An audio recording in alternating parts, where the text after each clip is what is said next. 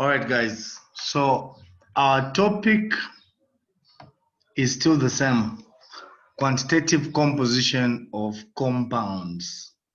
Today we are specifying to say compounds because I think that's what this topic is about. If it's composition, then it should be of compounds because elements just contain one substance in them. They're just one entity. So it's the compounds whose composition you should likely be able to be asked to find. But the reason why I was particular then was that if it comes to moles, even elements, if you are given a mass, you can actually express them as moles of an entity. So those are the scenarios. So today's topic is percent composition. So if you know so well, percent means the entire thing that you're dealing with is 100. So to express something as percent, that's what we mean when we say percent means parts per 100 parts, meaning it's parts of an element for a compound, that is parts of an element per 100 parts of the compound, meaning the entire compound is 100. Then you have different segments, and when you add those segments, they should always add up to the entire thing, the whole, which is 100. So if you remember fractions, like the biggest fraction was 1. For percentages, the biggest percentage is 100. So that's the reason why sometimes when we ask questions, find the percent composition of a substance, then masanga umuntu nasanga 2000%. That's why it cross and as a marker, because the biggest percent can be is 100. And as over ikombisa no kuikombisa asanga 2000%. It's much but you work up. So that's the scenario. So if something like as percent, like in a compound like water, percentage of say hydrogen, if you say it's 11.19, you can actually get the percent of oxygen by subtracting the 11.19 from 100. Except I think these ones that are put there are from experimental data. These ones, you'll find that most of the ones from experimental data, to account for the loss, there will be 99.99, 99.98, because it's an experiment. So you cannot just be so precise as a human person from there. But if you are finding percent, like you're calculating from actually using molar masses of compounds, you find that when you find the percent, this one should be 2 divided by 18. You get a percent times 100, 2 divided by 18. Why? Because the 18 is the molar mass. So how to solve this? If you're a percent, if you are boring, guys, topic here, they are boring. I was almost telling you that go and just read on your own Malay for. So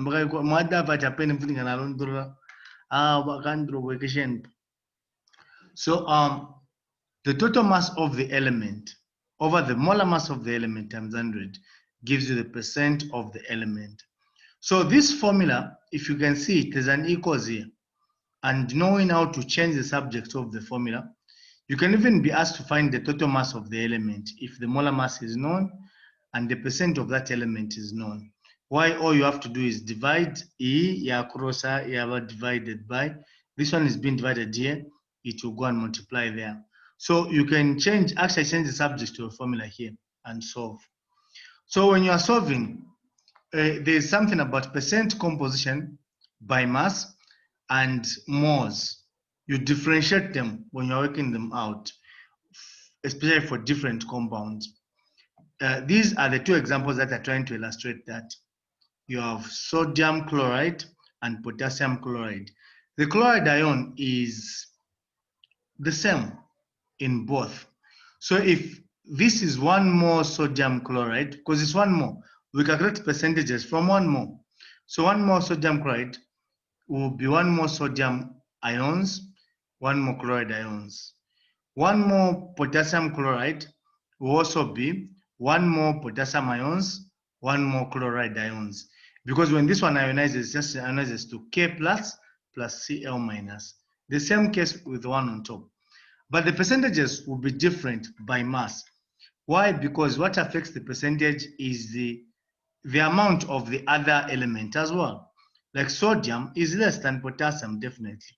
So when you're solving the percentages, despite you having one more, which you are sure is one more, the percent by mass here will be different, the value that you get.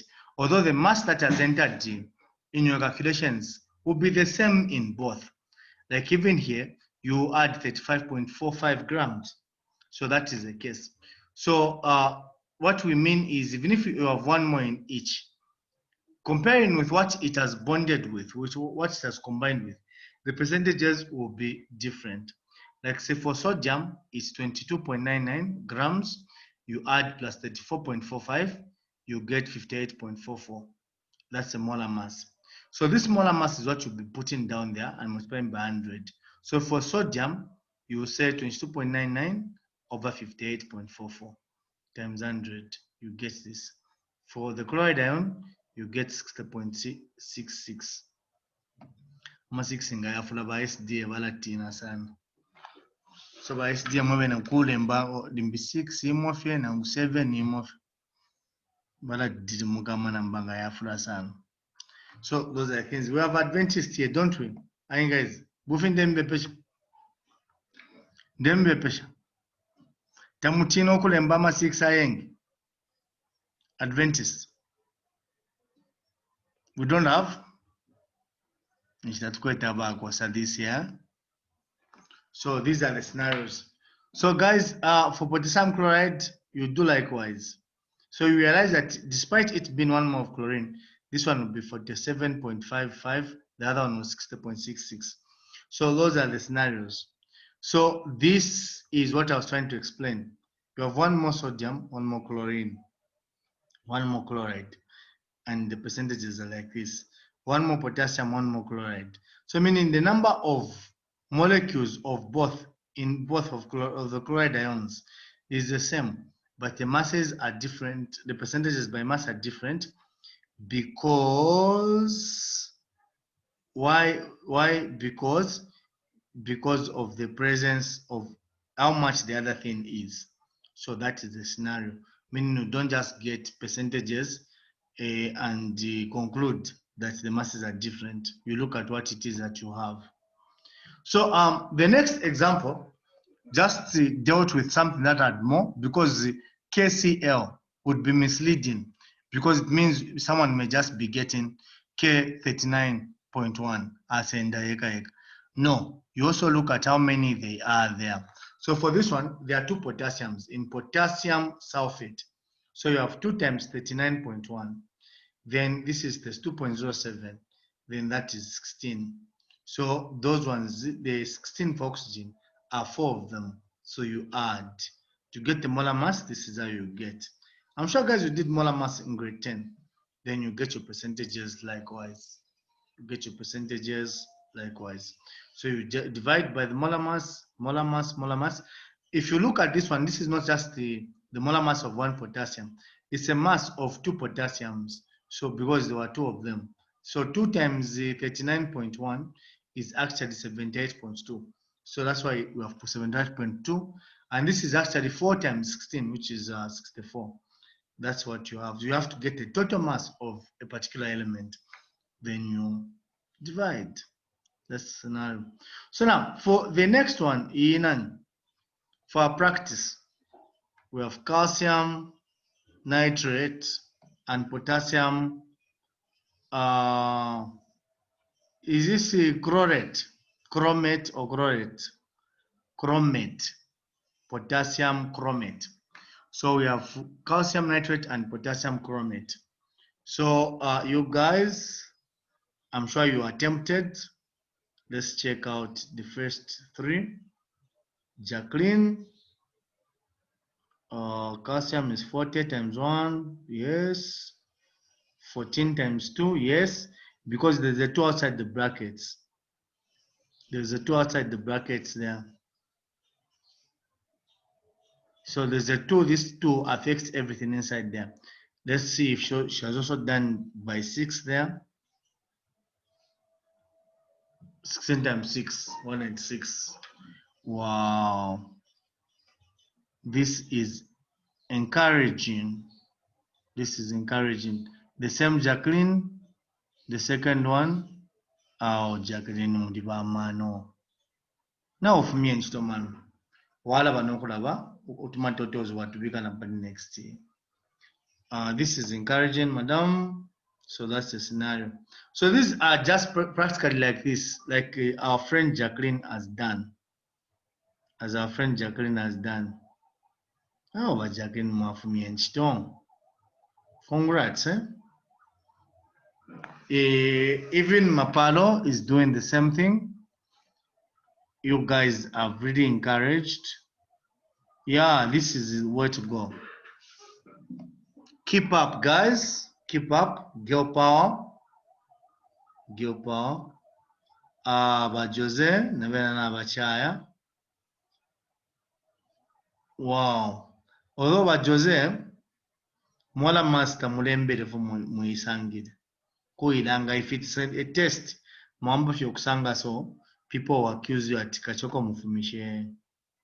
I don't know why you have gotten this, but actually your work is very encouraging. So that's the scenario.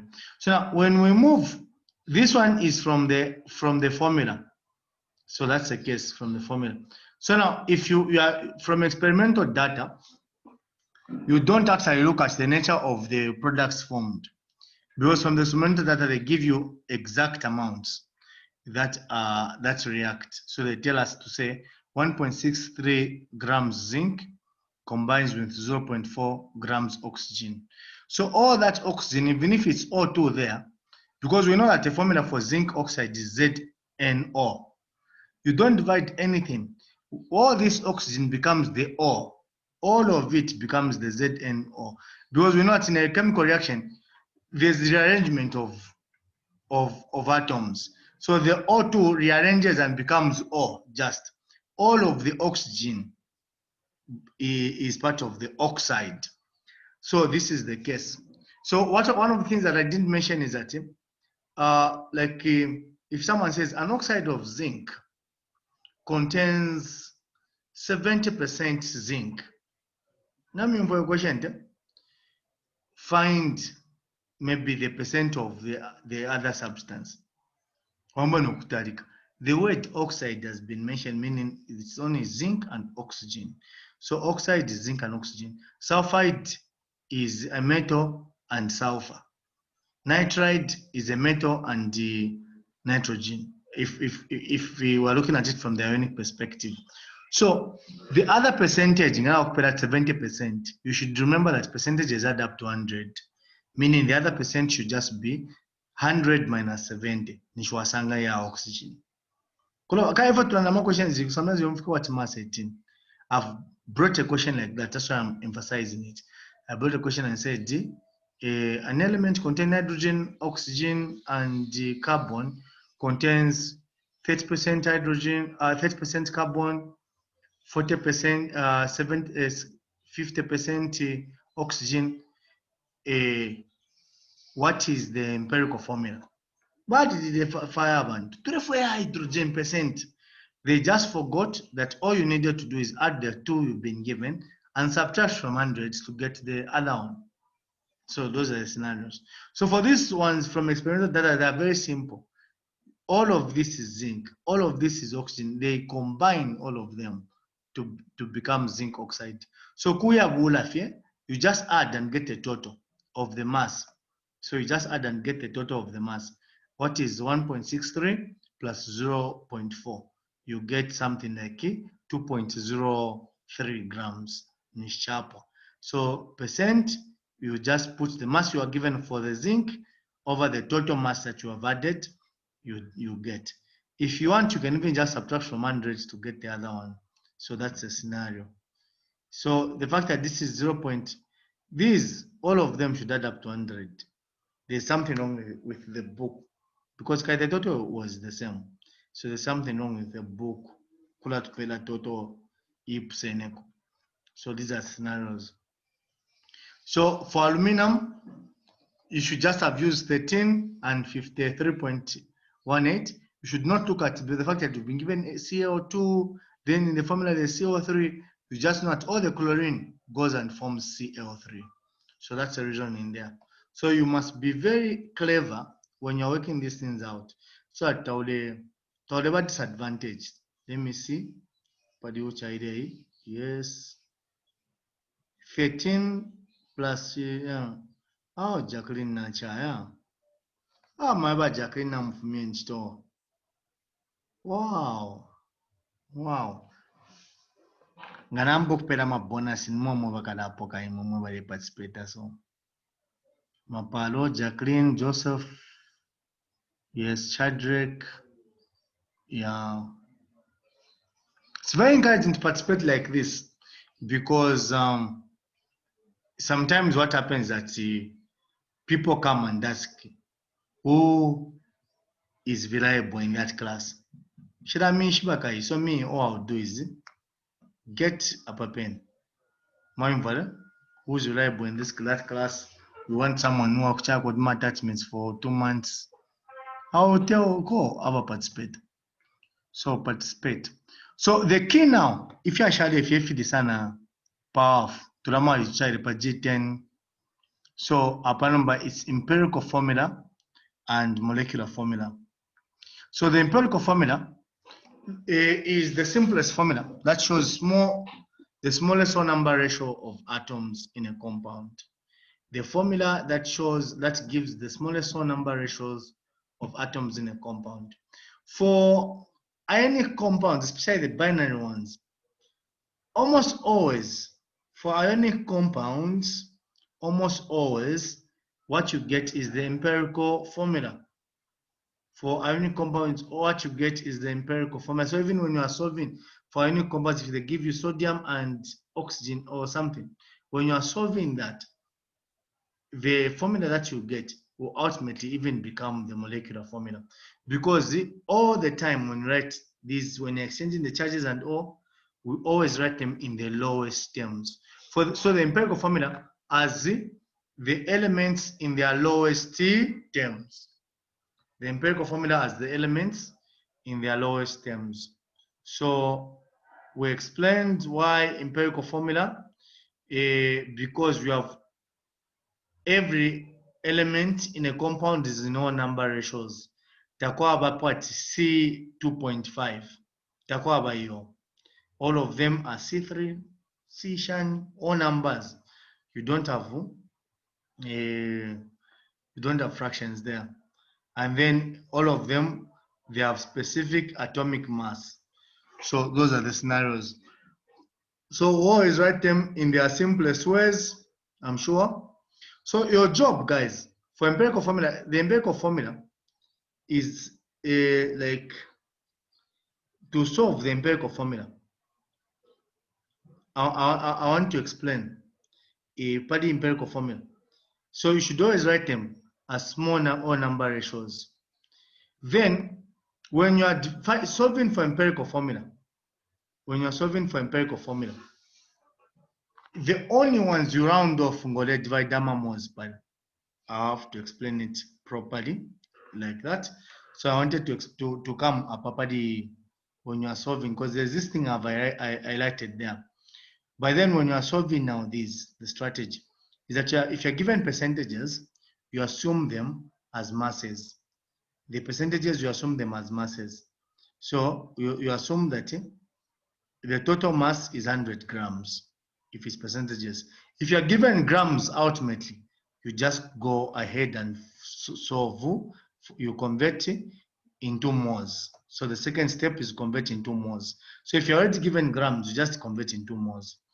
Then divide by the value, the smallest of the values. You divide it throughout, even by itself. That's how it is. Then the last step is now to find the empirical formula. So if you find them like that, you should just round them off. And you can only round them off if they are going to up to 0.1, say 2.1. So 2.0 shan, 2.0 shan, 2.09, 2.0, 2.1 wapera. Even 2.1 is a bit skeptical, but for our level, 2.1 wapera. So meaning, if you find yourself with a ratio like this, 1 and 1.5, you don't just round off and say it is 2 for empirical formula. You don't just go and say, ni 2, kai round off. No. There now, if there's a 0.5, if there's a 0.5 at the end of a number 0.5, you multiply it by 2. Why? The reciprocal of 0.5 is 2. You know, so guys, that 1 divided by 2 is 0.5. So to get it even now, you multiply both these two by 2. So iyalaba 2, iyalaba 3. So it becomes A2 B3. That's how you solve these things. So 1 divided by 3, 0.333. So if you have 0.333, which was put here, if you have 1 to 1.333, you multiply everything by 3. Why? Because 0.33 is 1 divided by 3. So you multiply by that, and the ratio will become, instead, it will be 3 to 4. 3 to 4. That's how you solve that one. Then 1 divided by 4 is 0.25. So if you have 0.25, you multiply by 4. Then 1 divided by 5 is 0.2. If you have 0.2 plus 2, then you multiply everything by 5. Kolbana 0.167, which is 1 divided by 6. You multiply everything by 6. I'm sure you can reason like that when challenges like that, but we'll stick in just up to 7, just up to 6, it's enough. That's how it is. So go through these things. They are very, very simple. So for the molecular formula, you have to know the molar mass.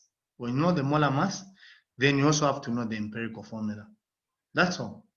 When you know the molar mass, then you factor it by something. So these things, if two elements have the same empirical formula, their percentages will be the same. E.g. acetylene, which is C2H2, and benzene, which is C6H6. They have the same empirical formula. So when you solve the percentages by mass, you get the same values. But this, as a triple bond and its open chain, is acetylene, ethine with a Y there. Then benzene is a ringed substance. So now these are different even in their nature, but the only thing that is common is that they have the same empirical formula. So meaning you see that for these, especially organic substances and covalent compounds, empirical formulas may be very misleading. You should be able to find the molecular formula. How do you find the molecular formula? You must know apparently molecular formula and empirical formulas, so to just appreciate them.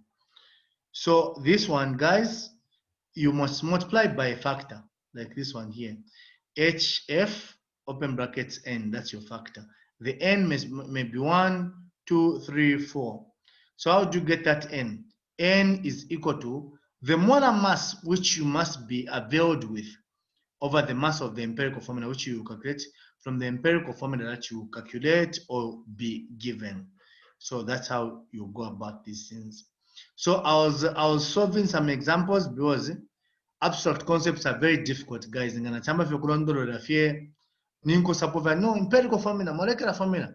Some of you so those are the scenarios. So now let's solve. Empirical formula for this one contains 11.19% hydrogen and 88.79% oxygen. So the first step, as we said, is to convert these ones as grams. The percentages, you drop them, then you write them as grams. You assume 100 of the material, then the percentages, you write them as the grams of each element. So it means you have 11.19 grams hydrogen, 88.79 grams oxygen. Then the next step, convert the grams to moles. So allow Mbika 11.19 divided by periodic table party 1.008. Then you get 11.1. Then 88.79 you divide by 16, which is what you get on the periodic table. Then you get 5.549 moles, moles. Then these change the number of moles to whole numbers by dividing the smallest number. So the smaller of the two is 5.549. So apa pen padi wala divide 11.1 divide 5.549. Now 5.549 divided by itself, you get 2 to 1. So the simplest ratio there is 2 to 1. Remember that when you're writing the formula 1 to 3 couple, so this is H2O. That's how it is. I'm sure mwalichaire musogwefi guys. Mwishiraula sana guys. Mwishiraule pali weki. Mwadi omine. But Innocent, you have a question? Innocent. Innocent.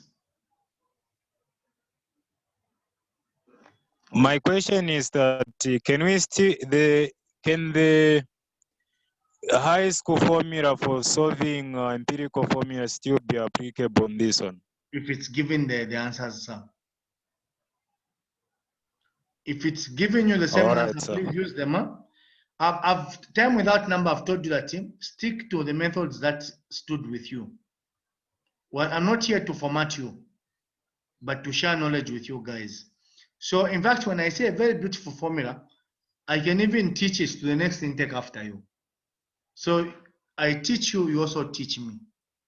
So use those methods as long as you know they are foolproof.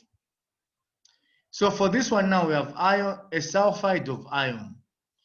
Sulfide of iron meaning iron and sulfur. So in my percentage, it's not a sulfide of iron has 60% iron. Therefore, muchule ukuishba imbi. Kai sulfide ni iron fena sulfur.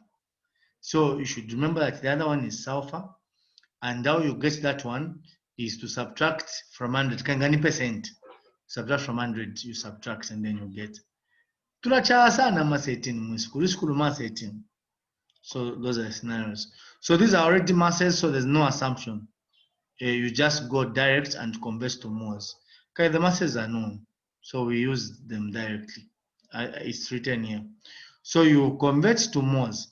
You know how to convert to moles is to divide the mass over the molar mass. That's how those are. I think I told that I'll give you triangles. I'll send them on the group in the night. Although the camera in the night is brownish, but I have to give you those triangles. I promised. So when you divide here, you get amamos ion 0.03998. Then you divide futi masia sulfur. You divide over the molar mass for sulfur. You get 0.06006 moles sulfur. Then when you get this, you divide the smaller one, ni a smaller one. So you divide it by itself, then you divide it also into this. So you will find now 1.000 and 1.502. This is where I said, you don't just go direct and say, round off. You round off, no. They are 0.5, if you remember it so 0.5, it means we have to factor both these two, multiply them by a factor of 2, because a 0.5 is 1 divided by 2. I think I explained. So you multiply this one by 2 and this one also by 2, such that what you have is 2 to 3. This now is rounded, is roundable. Then what you are going to have is Fe2S3, which is iron 3 sulfide. Iron 3 sulfide. So I think these are the ones. Anyone with a question? Anyone with a question? Innocent? Yes, sir. You said this is iron 3 sulfide. Yes, sir. Can I be right to call it iron trisulfide. You cannot. Naka na iyo. Takuwa ba iron trisulfide. That's the classical. So, ngomlevo kuonja iron trisulfide. Mfile mwa yukshaneshi na diaka ledi iron. Ferrous. You remember ferrous, eh? All right, sir. Those Yes. ferrous and ferra and we had ferrous and ferrite, eh? Those are the names. Sir. Cleophas, Yes, sir. I don't want to eat your time. Cleophas. Yeah, yes, sir. Just wanted to know how you are doing those two conversions where it says one more of iron atoms there. I'm still behind a bit there. Here? Yes, as in the no on top now. Here. When converting grams to moles. Oh, simply, sir, we use the same one at grade 12. Mass over molar mass. That's why I'm telling you that I'll send the triangles. The mass given over the molar mass is given as the number of moles. It says that book conversion the cancelling is very visible. So what is here is the mass, the molar mass at the bottom. Then at the mass is on top. Then these cancel so that all you remain on top with are the moles. You get it? Yes, sir. Yeah. So it's simply mass over molar mass.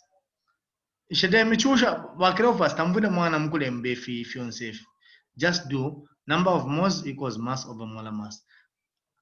I have to give you those triangles because they make life simpler, because it's not always that we're finding number of moles. I'm sure you know that, Cleophas. Sometimes we are not just looking for moles. Sometimes we're looking for the mass given.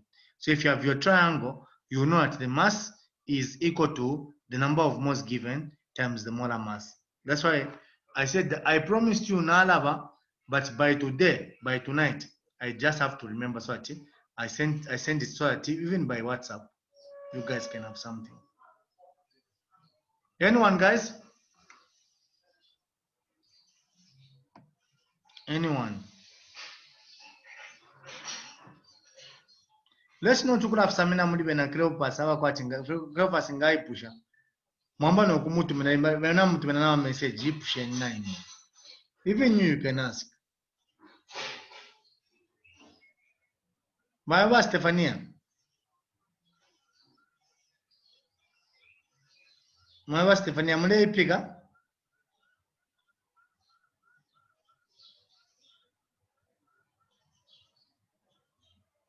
Okay. Elias, are we okay? Sir. You are okay? No, sir, I'm a bit behind on how you did the finding of ratios. Where exactly? That's all.